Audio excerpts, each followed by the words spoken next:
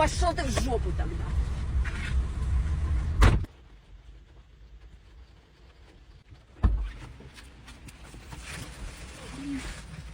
Так, платье забрала. Слышишь, Саш, мне надо еще на почту заехать, посылочку отправить.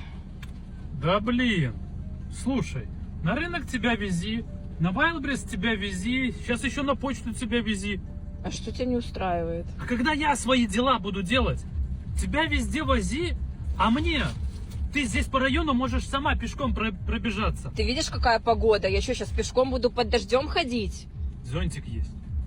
Охренеть, то есть ты свою жопу будешь возить на машине, а мне пешком ходить? Зашибись. Ладно, хорошо, я пойду пешком, только если ты меня через какое-то время увидишь с другим мужиком, который возит меня по моим делам, то не обижайся. Отлично, наконец я займусь своими делами. С катертью дорога. Пошел ты в жопу тогда.